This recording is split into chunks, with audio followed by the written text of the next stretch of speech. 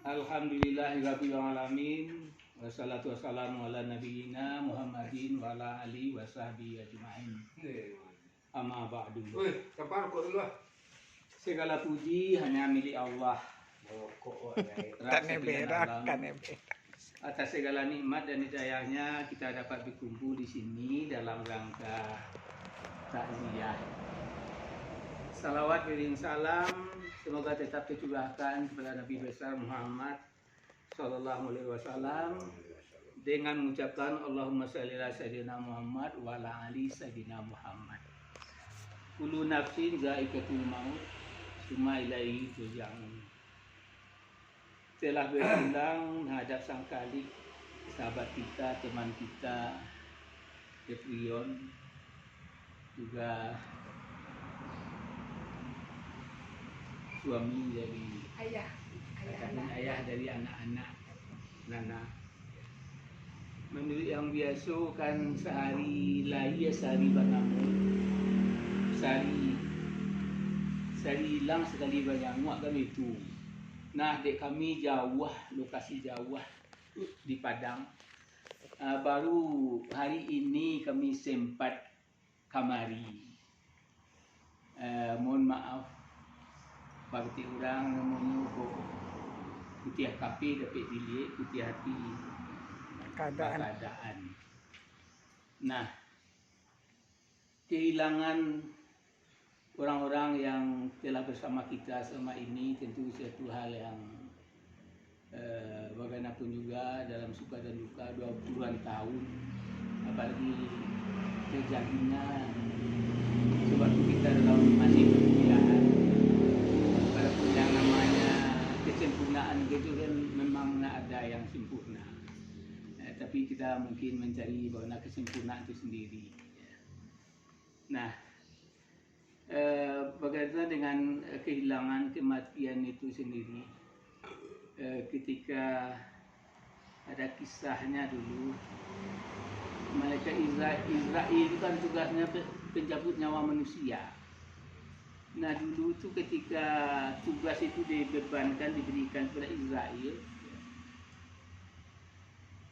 sesungguhnya Israel itu menolak dengan artian katanya tidak sangguplah saya bagaimana mencabut nyawa manusia ini, dia baru pengantin baru, dia baru ini anak-anaknya tanggungannya masih banyak, dia masih kecil, nah, tapi dia masih dibutuhkan oleh masyarakat.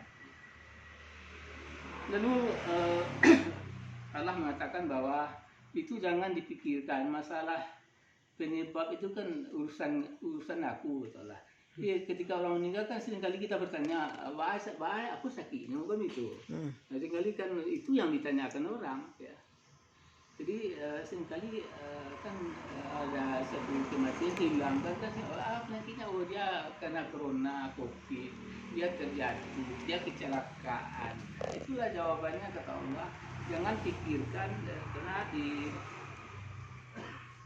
tugas berat yang diberikan Allah kepada Israel itu memang tidak sanggup dia memikul beban yang begitu berat. Tapi itulah solusinya ketika orang meninggal kan ada saja yang bertanya penyebab kematian.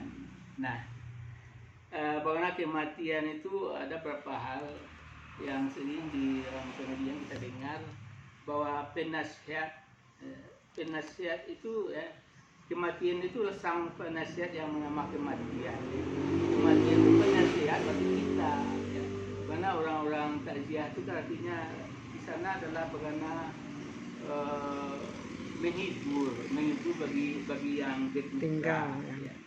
Jadi dengan demikian bagaimana orang melakukan takziah menghibur bagi keluarga yang tinggalkan, ya. Agar mereka tidak larut dalam kedustaan. Namun itu kita sering mengenal bahwa sang penasihat itu bernama kematian. Yang pertama itu adalah bahwa kematian itu, setelah kematian itu katanya ada kehidupan, dan di sana nanti ada namanya pertanggungjawaban. Jadi pesan yang kita petik di sana adalah untuk kita yang masih sekarang ini, eh, bagaimana kita mempersiapkan kematian itu. Jadi kematian itu sesuatu yang perlu kita persiapkan, karena kerangka berpikir orang beriman itu adalah setelah kematian itu ada kehidupan dan di sana ada pertanggungjawaban. Nah, jadi intinya pesannya di sini adalah bagi kita ini bagaimana kita mempersiapkan suatu kematian itu. Nah, suatu kali seorang sahabat itu pernah bertanya pada Rasulullah, orang beriman mana yang paling cerdas wahai Rasul? Jadi Rasulullah mengatakan, menjawab, orang beriman yang paling cerdas itu orang yang banyak mengingat kematian dan banyak persiapannya untuk menghadapi kematian. Jadi sesungguhnya orang beriman yang paling cerdas itu adalah orang yang sering banyak mengingat kematian dan banyak pula persiapannya menghadapi kematian. Karena dalam Al-Quran disebutkan bahwa sebaik-baiknya bekal itu adalah takwa. Jadi sesungguhnya adalah bagaimana kita mempersiapkan kematian itu dan bagaimana persiapan kita menghadapi kematian itu. Ini pesan-pesan yang luar biasa sebenarnya bagi kita yang masih hidup sekarang, karena ini masih kesempatan untuk bertaubat, untuk melakukan sesuatu yang terbaik untuk berpulang, karena sebaik-baiknya bekal itu adalah takwa. Kemudian pesan kematian kedua itu adalah dengan mengingat kematian itu biasanya dikatakan ini kita akan mendapatkan 3 kemuliaan. Apa kemuliaan yang pertama itu? Dengan kematian itu orang bersemangat untuk beribadah. Itu kemuliaan yang pertama itu. Dengan mengingat kematian orang sangat bersemangat dia ibadah, baik ibadah sunat maupun ibadah yang wajib. Kemudian kemuliaan kedua itu dengan mengingat kematian itu kepuasan atas pemberian Allah, itu orang-orang yang berlapang dada, orang-orang yang ikhlas dengan kehidupan ini. Kemudian yang ketiga, dengan mengingat kematian itu kemudiannya orang bersegera untuk bertaubat. Jadi inilah luar biasanya kita mengingat kematian itu, bagaimana kita bersegera untuk bertaubat dan tidak menunda-nunda untuk orang bertaubat. Itu yang ketiga. Yang keempat itu adalah dengan mengingat kematian itu salah satunya mana prestasi ibadahmu katanya. Jadi ketika orang meninggal, orang mati itu kan artinya diam, tidak bergerak. Jadi orang yang mati itu orang yang tidak bergerak lagi, orang yang diam dan tidak lagi mempunyai kesempatan untuk berzikir, beribadah maupun amalan-amalan yang lain. Jadi sesungguhnya di sana adalah pesannya mana prestasi terbaik itu kan adalah prestasi untuk beribadah. Ya.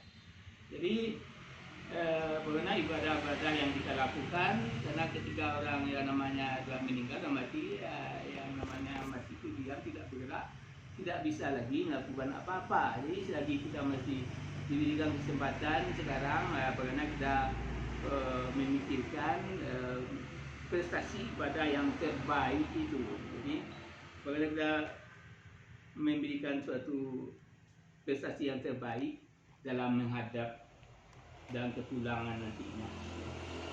Jadi kemuliaan orang-orang beriman itu sesungguhnya ada kepada dalam prestasi beribadah.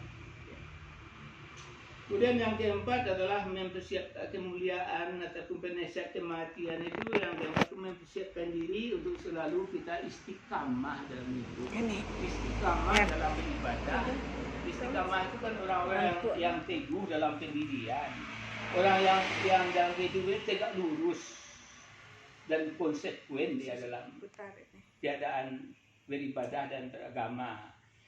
Itu yang keempat, sang penasihat yang menolak kematian tadi. Kemudian yang kelima itu kita tahu bahwa kiamat itu datang setelah kematian.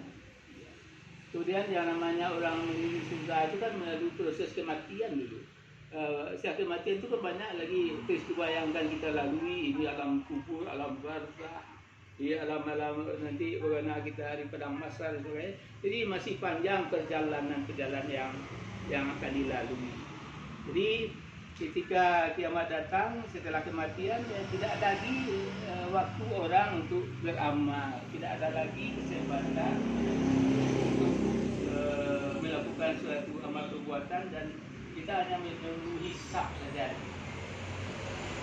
Kemudian yang keenam itu dengan mengingat kematian itu kita melembutkan hati. Jadi itu ada sangat penting sekali maknanya dalam mengingat kematian itu biasanya melembutkan hati yang keras. Jadi katanya hati itu kan terbagi tiga. Ada namanya kalbun salim, itu hati yang bersih. Yang kita harapkan begitu, karena hati yang bersih dan jiwa yang tenang dalam menghadap itu yang disebut dengan kalbun salim, itu pun hati yang bersih. Kemudian ada namanya kalbun mayit, hati yang sudah mati. Nah, itu yang sesungguhnya sangat berbahaya, itu hati yang sudah mati itu.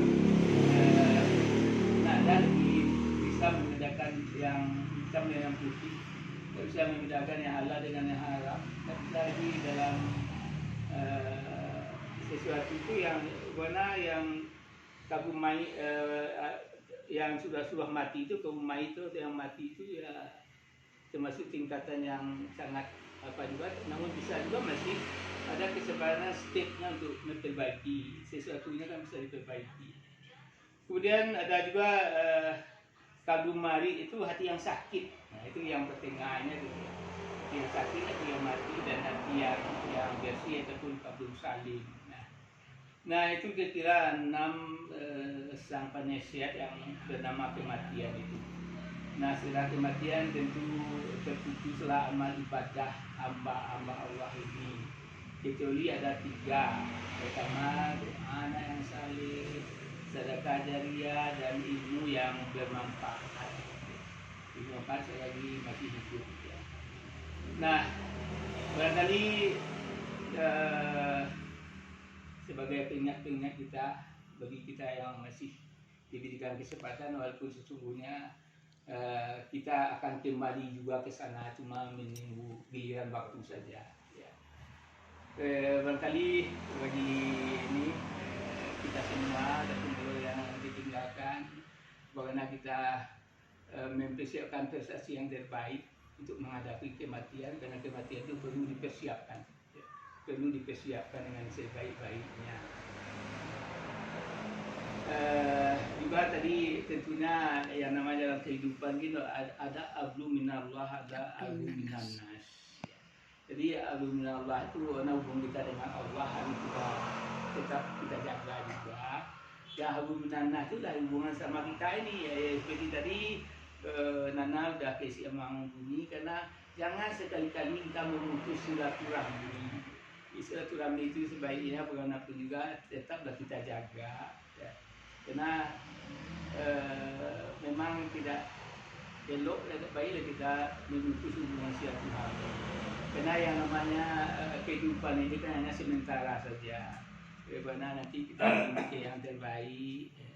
Apalagi tadi disebutkan juga, walaupun dia step by step tapi sedikit dah mulai menghilangkan tadi, bagi walaupun sudah kami dengar dari informasi dari yang begitu, tentu saja selama ini Nana sudah menjalin sekian puluh tahun, artinya kami harapkan jangan artinya putus begitu saja, walaupun ada sesuatu yang mungkin juga susah dilupakan. Tapi bagaimana kita memang suatu hablum minallah hablum minannas tadi, sehingga silaturahmi itu tetap terjaga, apalagi dengan kita sahabat bahasa Indonesia 81, selalu ada pertemuan-pertemuan. Kemarin sudah ada di UMP, tahun depan ada pula rencana mau jualan nanti berpartisipasi hadir sejenak. Nah, saya kira itu sebagai apa saja singkat saja dari kami yang hadir, kawan-kawan.